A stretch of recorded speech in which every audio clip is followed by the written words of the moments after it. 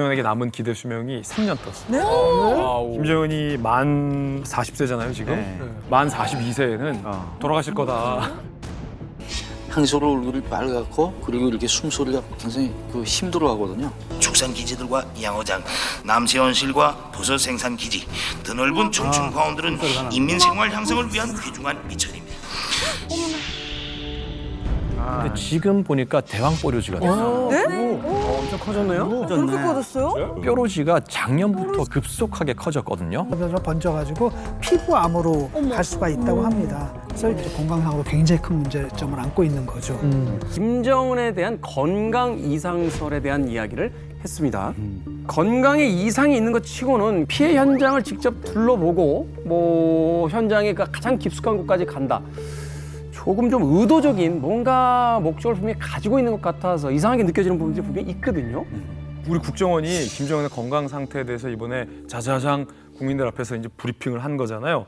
그거 보란 듯 의식해서 김정은이 이렇게 나왔다는 분석이 있거든요. 일부러. 예전에 참 재밌는 점은 우리 이제 언론들이 김정은 측근 중에 누구가 예를 들어 숙청이 됐다, 아니면 뭐 지역으로 유병을 갔다라는 보도가 나오면 일주일 안에 보란 듯이 북한이 TV에 출연시켜요.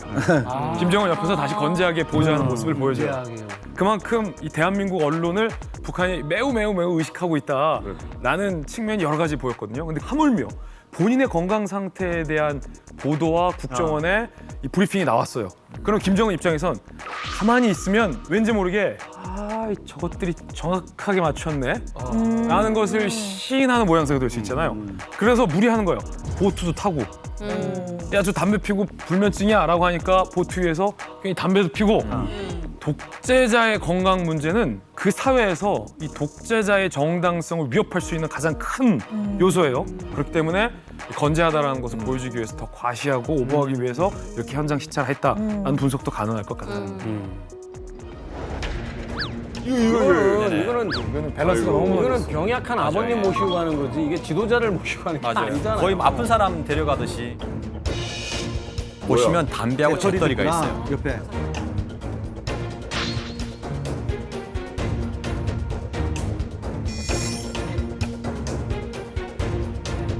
그러니까 사실 이 모습을 보면서 그 외국에 있는 이제 분석가들 같은 경우는 워낙 해외 사회가 김정은의 건강에 대해서 이야기하니까 나 건강 아무런 문제 없어. 나 담배까지 잘 피운다.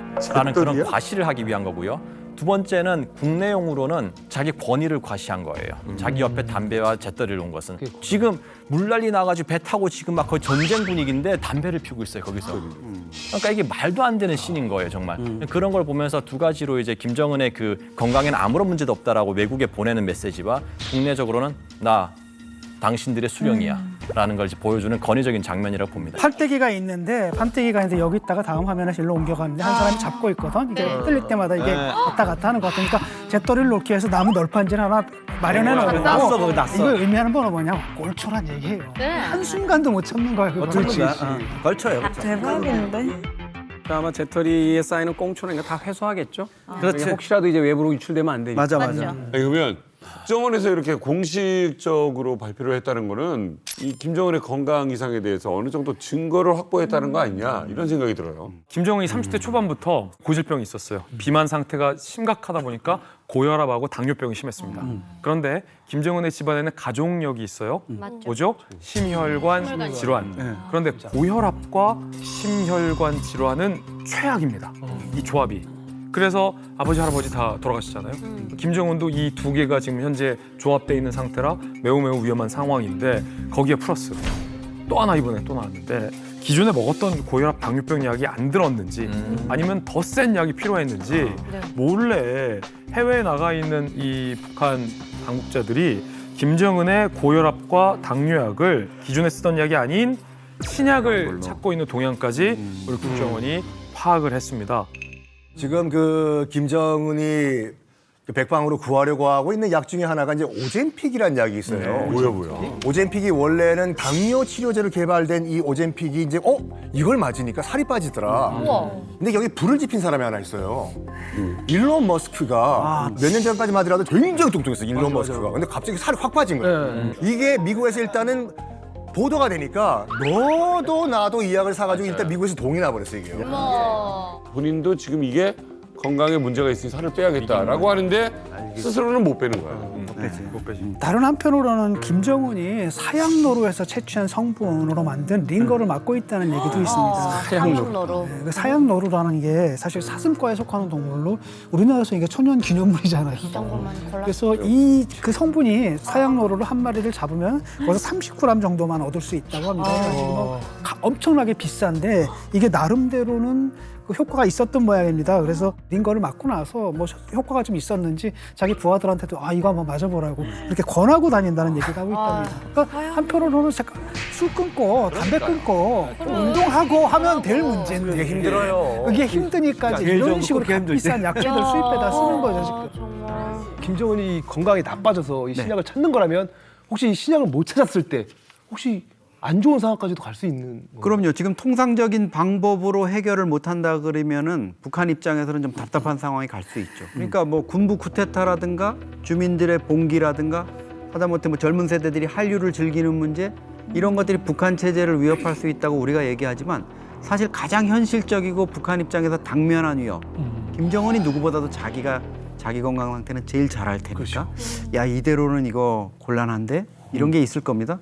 김일성 같은 경우에는 아들인 김정일이가 한 20몇 살 때 74년의 후계자로 내정해가지고 94년 죽을 때까지 20년 동안 트레이닝을 시켰잖아요. 그러면은 김정은 입장에서도 자기가 갑자기 권력을 물려받아서 이렇게 어려웠던 걸 생각해보면 자기 후계자한테는 적어도 김주애나 이런 애들이 지금 한 10살쯤 됐으니까 한 40 정도 됐을 때 그러면 본인이 한 70까지 정도 살고 넘겨주고 이게 가장 이상적이라고 생각할 거예요. 근데 만약에 지금 10년도 앞으로 못 산다? 지금 건강이 40살인데 50대, 60대 가서 좀 힘들어진다 이러면 북한의 권력을 유지하는 가업을 계승하는 데도 문제가 생긴다.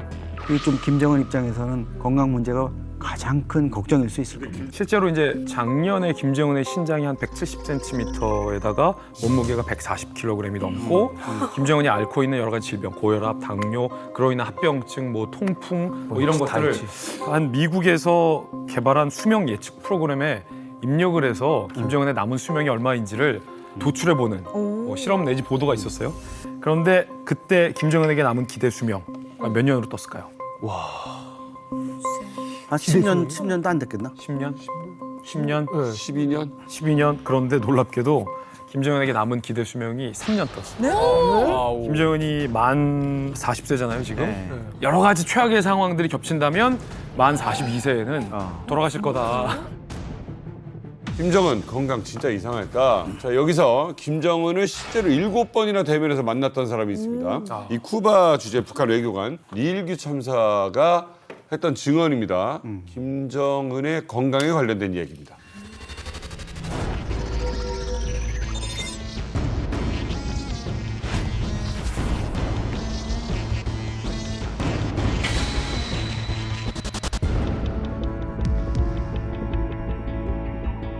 계기는 2번이었고요. 7번, 8번 되나? 접촉 그 횟수는 얼굴이 상당히 붉고 뒤에서는 마시는지 모르겠는데 그런 행사장에서 잘 안 마십니다. 안 마시는데 향수로 얼굴이 빨갛고 그리고 이렇게 숨소리가 굉장히 힘들어하거든요. 제가 지금 기자님 숨소리가 안 들리잖아요. 제 숨소리가 안 들리잖아요. 근데 들리거든요. 이 사람이 좀 숨이 좀 가빠하나라는 그런 생각을 하고 건강한 사람은 아니다. 그래서 이런 생각을 하죠.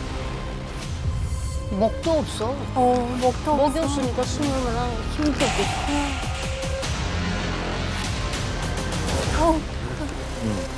리일규 참사가 직접 김정은을 대면하고 느낀 점을 인터뷰해 준 거예요. 그런데 리 참사 얘기를 들어보면 낯빛하고 숨소리 이 두 가지 때문에 김정은을 대면한 사람은 직감한다는 거예요.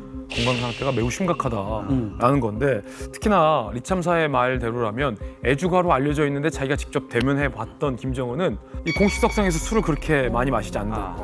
그런데 마치 만취한 사람처럼 얼굴이 빨개져 있다는 거예요.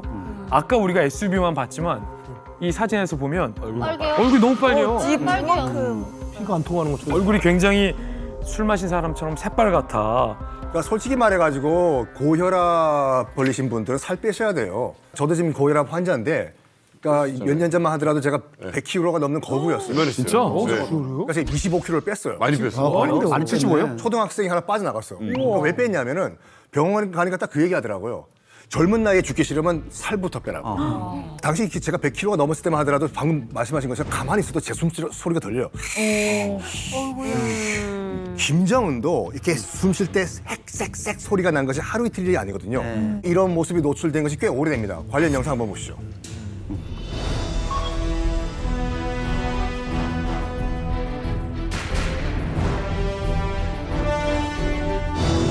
축산 기지들과 양어장, 남세원실과 버섯 생산 기지, 드넓은 청춘 과원들은 인민 생활 향상을 위한 귀중한 미천입니다.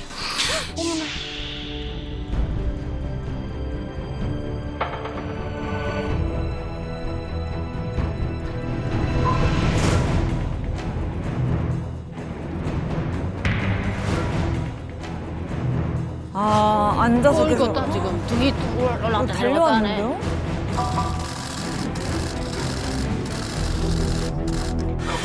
숨차 하나씩. 네, 뭐 아주 이 정도.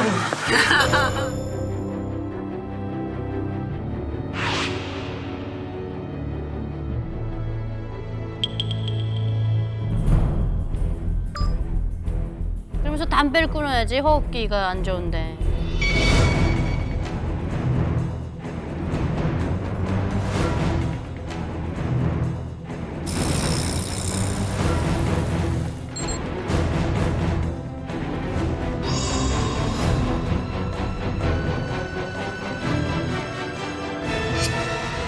자, 뭔가 이상해요. 이상하네. 예. 술을 거르네. 앞으로하고 숨가빠하는 거예요. 아니.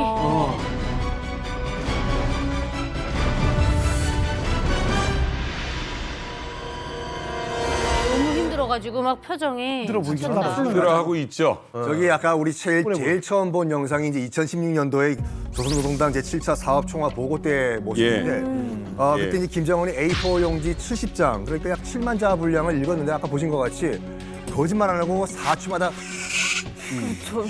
4초마다 걔 심호흡을 했어요. 네. 근데 지금부터 44년 전에 할아버지 김일성이 당시에 68세 거의 70대가 된 노인임에도 불구하고 5시간에 걸친 연설을 정말 거뜬하게 소화한 걸 비교해 봤을 때 지금 40살밖에 안 된 저 김정은의 건강 상태가 얼마나 심각한 건지 우리가 알 수가 있는 거죠. 사실 저희가 이제 40살 청년을 두고 지금 건강을 이런 얘기를 한다는 것 자체가 참 안타까운 이런 상황인데요. 여기 계신 대부분이 저 김정은보다 나이가 많아요. 김정은의 건강 얘기를 하고 있으니 우리가 8월 초에도 수해 현장을 가서 그 천막 안에서 이렇게 얘기를 하는데 무척 더웠거든요. 그리고 천막이라는 게 이제 뙤약볕에 있고 이런 상황인데 김정은이 땀을 뻘뻘 흘리면서 있다가 혼자 일어서질 못해요.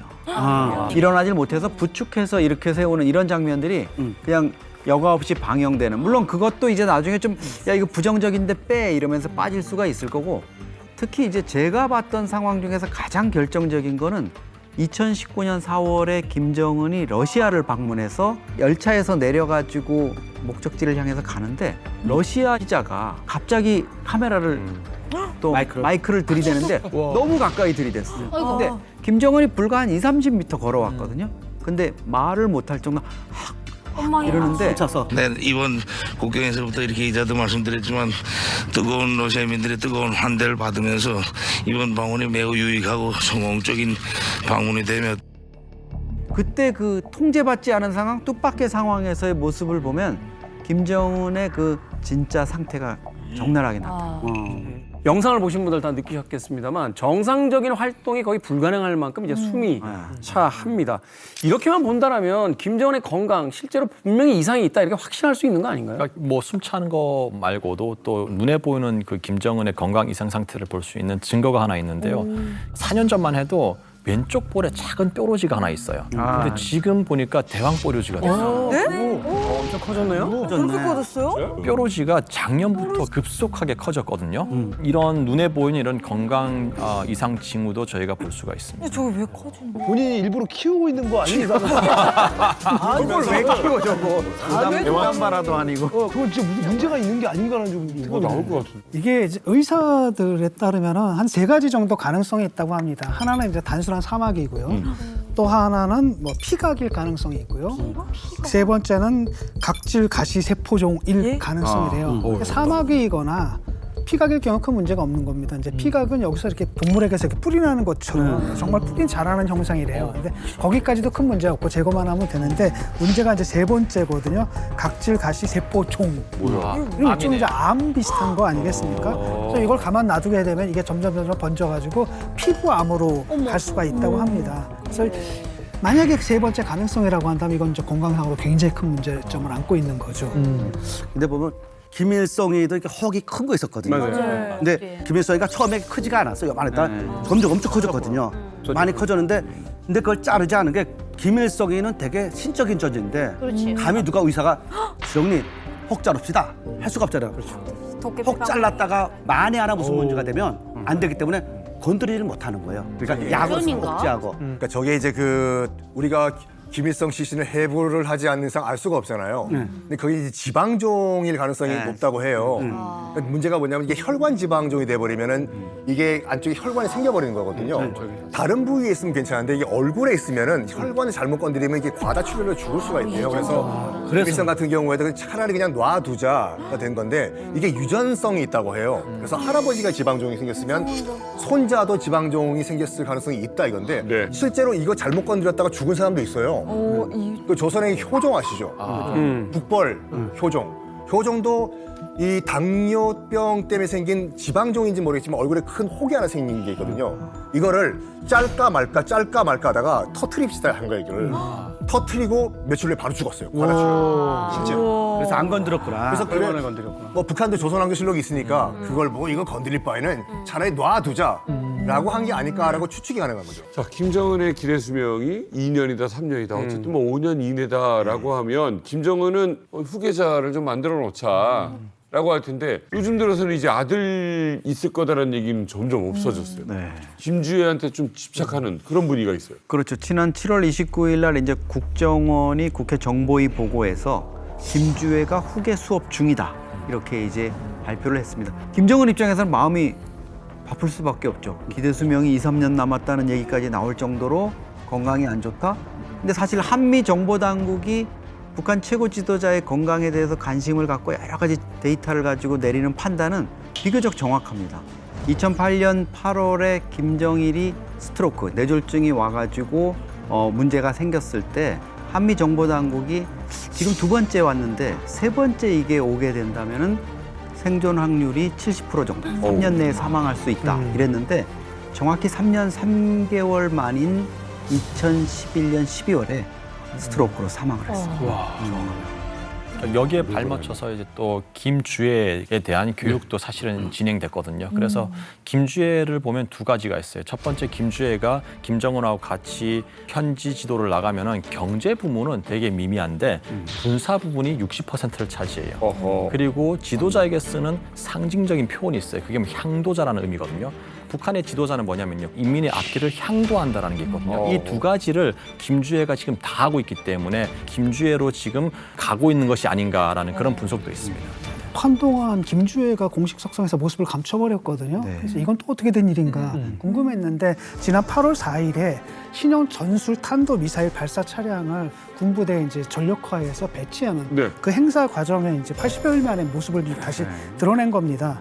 그래서 다시 이제 후계자설이 또 다시 이제 일어나게 됐는데 여기서 주목할 만한 장면이 있었어요. 단상에 김주애가 이렇게 올라가거든요. 그런데 고모 김여정이 허리를 숙이면서 김주애를 이렇게 안내를 해요. 야, 많이 성장했네. 와, 어머, 키가 엄청 크네. 꽤 컸네. 많이 성장했네요. 오, 의상을 비슷하네. 또 저렇게 입어놓으니까.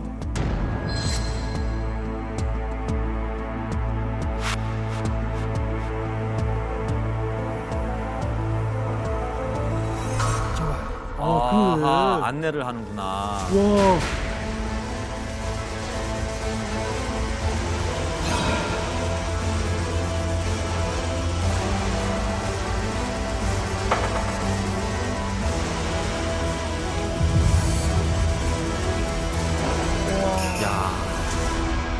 대박이다. 이 영상까지 보게 되면서 문득 그런 생각이 드네요. 주로 이제 김주애가 등장하는 것이 이제 군사무기라든지 열병식 이런 데 주로 많이 등장을 하잖아요. 김정은이 생각할 때 자신의 유고시에 가장 두려운 존재가 무엇이냐라고 한다면 역시 군부인데 일단 군부를 장악하는 것. 그러니까 주로 이제 군인들이 동원되는 군부의 행사에 김주애를 주로 등장시킴으로써 미리부터 그 어떤 충성심을 좀 얻어내려고 하는 게 아닐까나 또 생각을 해보게 됩니다. 그래서 그런지 몰라도 국정원에서는 이 김주애가 후계를 이어받을 가능성이 있다라고 발표를 한 가운데 한편에서는 또 김주애 후계자를 반박하는 의견들도 있습니다. 그래요? 과연 김정은을 이을 북한의 후계자는 누구인지 최고의 북한 전문가들을 저희 이만갑에서 만나봤습니다.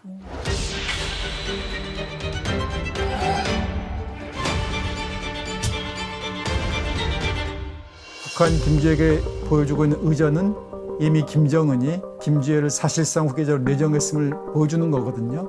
2022년에 김주애를 맨 처음 등장시켰을 때부터 김주애에게 사용된 명칭을 보면은 존귀하신이라는 표현이 그렇고 또 존경한이라는 표현을 어린 김주애에게 사용을 하고 있는데 이미 김주애에 대한 개인 숭배가 시작이 되고 있고 저는 우선 그 유력한 후보자는 김주애라고 생각합니다. 근데 김주애는 시도 진행한 지도자분나 그런 표현은 없거든요. 향도나 그런 사랑한다거나 그런 거 나오는 것 자체가 좀 후계자의 가능성이 있다고 그런 증거라고 생각합니다.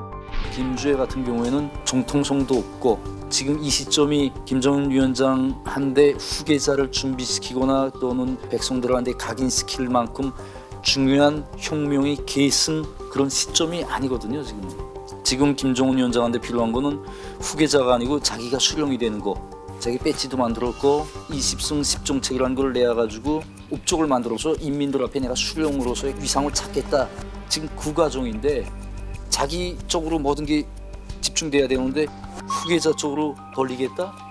조금 김주애 이런 보도가 많지만은 저는 큰 아들이 지금 현재 해외에 유학 중일 것이다. 지금 그 나이에 김정은, 김여정도 함께 나가서 스위스에서 유학했잖아요. 그 첫째 아들은 해외 유학 중이기 때문에 신분을 감추고 있는 것 아닌가 이렇게 봅니다.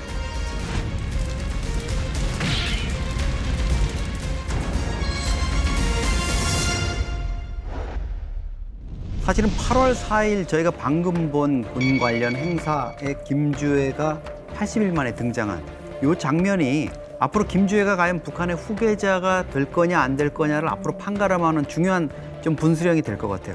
국정원이 7월 말에 김주애가 후계 수업 중이지만 다른 자녀일 가능성도 배제하지 않는다는 뉘앙스의 보고를 내놓았는데 그 직후에 바로 공개 행사에 처음 등장시키면서 뒷줄에 앉혔잖아요. 그동안에 저렇게 둘째 줄로 밀려나서 군부 인사들이 앞에 앉았는데 후계자 지위에서 한때 있다가 밀려난 고모인 김여정 또 외무상 최선희 이렇게 나란히 앉혀놨는데 그리고 전날 보도는 김주애가 전날 나왔다는 거를 북한 매체들이 아예 보도를 안 합니다.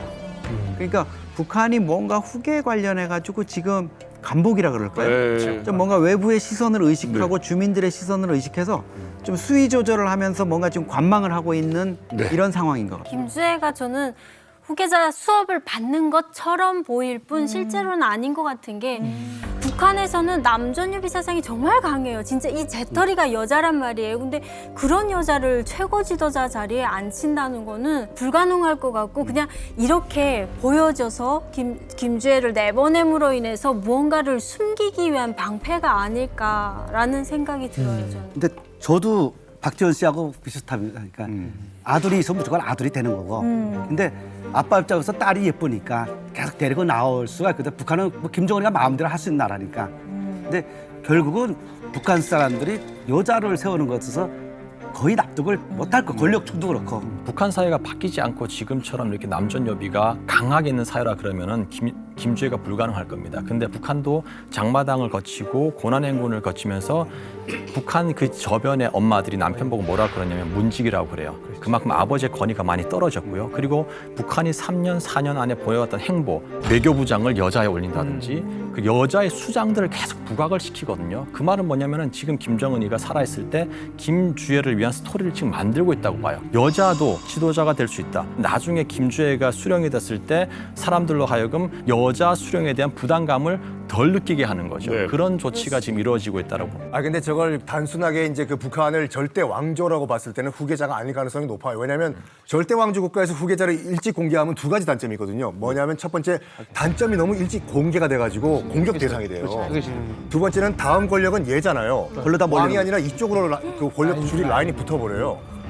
간단한 예로 이제 청나라 같은 경우, 중국 같은 경우는 뭐가 있냐면 태자 밀건법이라고 해가지고 현 황제가 다음 황제를 절대 살아생전 얘기를 안 해요. 왜냐면 내 다음 황제는 얘다라고 하는 순간 이쪽으로 줄 서버리잖아요. 완전 줄 서버리면. 그래서 다음 황제는 누구다라는 걸 쪽지에 써가지고 두 장을 나눠요. 그리고 한 장은 자금성 위에 있는 천장에 숨겨놔요. 그리고 한 장은 내 품에 숨겨놓습니다. 그리고 내가 죽으면 이거 맞춰보라고. 다음 황제는 내가 여기 쪽지에 적어놨다. 이게 태자 밀건법이거든요. 이 정도로 절대 왕조 국가에서는 다음 권력자를 공개를 안 하는데 이렇게 쉽게 후계자를 일찍 공개할까? 아니라고 봐요. 사실 생각해보니까 김정일 집권 시기에도 김정은은 스위스 유학 가서 철저히 이제 비밀에 붙여져 있었잖아요. 우리나라 국민들 중에서 아마 김정은이라는 인물이 있다는 걸 알고 있었던 사람이 거의 없어요. 탤런트밖에 없었어. 북한에서도 몰랐어요. 그러니까 북한에서도. 누나가 그 고등학교 선생인데 갑자기 국가법이 와서 난리가 나서 한 명은 그냥 잘렸어요. 근데 왜냐면 김정일이한테 자식이 있다는 걸 누가 얘기를 한 거야. 그러니까 우리 누나도 들었고 만데 그게 국가법에서 알아가지고 조사하러 와가지고 그 먼저 누설한 사람 있잖아. 그 사람 선생 잘려가지고 어디 간지 없어졌어요. 그러니까 그 정도로 저희도 김정은이가 있는 줄 몰랐어요. 그래서 그런 걸까요? 전 국정원장인 박지원 전 의원은 김정은이 아들을 해외 유학 보냈고 그 사실을 은폐하기 위해서 김주애를 지금 일종의 하나의 쇼맨십으로 동원하고 있다 이렇게 이야기를 했는데 왜 이렇게 서두르냐라는 건데 그거는 김정은 건강설 빼고는 설명이 안 돼요. 맞아요. 왜냐하면 이 모든 게 불필요하거든요. 불필요하죠. 왜냐하면 김정은도 굉장히 급하게 한 거거든요. 원래는 김정일 같은 경우에는 몇십 년, 70년대부터 한 20년에 걸쳐서 후계 구도를 만들었는데 이건 그냥 급하니까 자기가 급하니까 김정은이 그냥 빨리 데려다가 바로 노출시켜가지고 바로 했단 말이죠. 그런데 지금 이렇게 한다는 거는 큰아들이 있다 하더라도 그 큰아들이 어떤 우리가 알 수 없는 어떤 사유에서 후계자가 될 수 없는 사정이 있는 거다. 그렇기 때문에 지금 두 번째인 딸임에도 불구하고 김주애를 내세우는 거다. 이렇게 보는 게 저는 아직까지는 유력한 가설이라고 생각을 해요. 제가 2020년에 대한민국으로 입국한 분을 만났는데 이분이 항해도에서 오셨어요. 근데 항해남도에 과일군이라는 고장이 있어요. 거기 과일이 정말 유명한 곳인데, 과일? 네, 과일군? 과일이 너무 많이 나서 김일성, 김정일 때부터 그 과일군의 현지 지도를 많이 나갔어요. 근데 거기 과일군에 갔더니 과수원 앞에 벽화가 하나 있더라는 겁니다. 근데 벽화에 보니까 남자아이가 이렇게 사과를 따는 장면을 벽화로 그려놨더라는 거예요. 그래서 동네 사람들한테 전 무슨 벽화입니까? 이렇게 물어봤더니 존귀하신 자제분의 벽화다. 그러니까 그건 김정은의 첫째 아들이라고 그 동네 사람들은 다 알고 있더랍니다. 그래서 이제 그 아들과 김정은이 내려와서 사과 따는 그 장면을 벽화로 해놨고 그때 내려왔을 당시에 $100씩 그 주민들에게 이렇게 선물까지 줬다. 이런 얘기를 하더라는 거죠.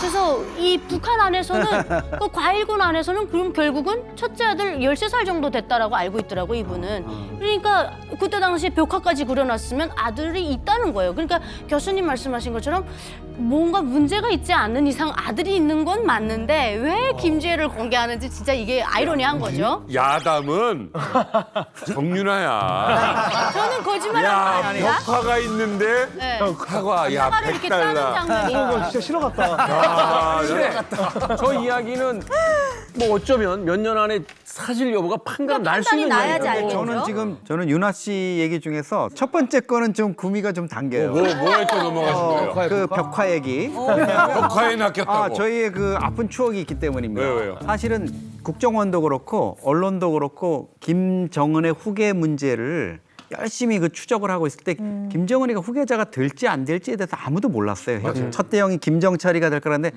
결정적으로 그 단서가 포착된 거는 사실 대만의 한 사진 작가가 평양 근교의 한 협동농장을 방문했다가 거기 협동농장 입구에 있는 벽화에 김정은 동지 후계 이런 부분과 관련해 가지고 촬영해온 사진이 있거든요.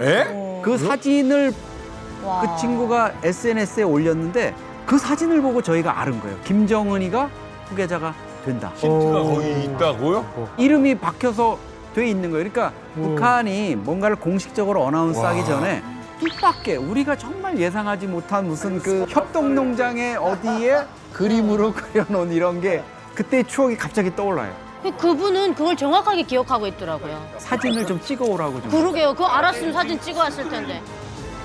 근데 사실 요즘 북한 주민들은 누가 후계자가 되든 관심이 없어요. 왜냐하면 애초에 김정은이 등장했을 때도 뭐 슬슬 유학파잖아요. 아, 우리 북한도 이제 달라지겠구나. 세상이 변하겠구나 했는데 하나도 달라진 게 없고 그냥 더 안 좋아졌잖아요.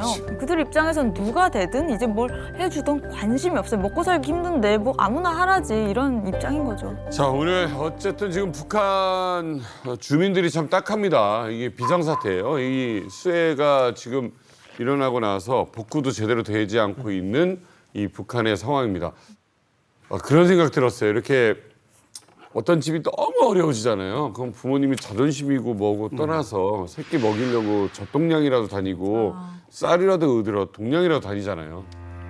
자존심 때문에 그거마저 못해서 만약에 인민들이 굶어 죽는다면 이게 무슨 지도자고 이게 무슨 어버이입니까?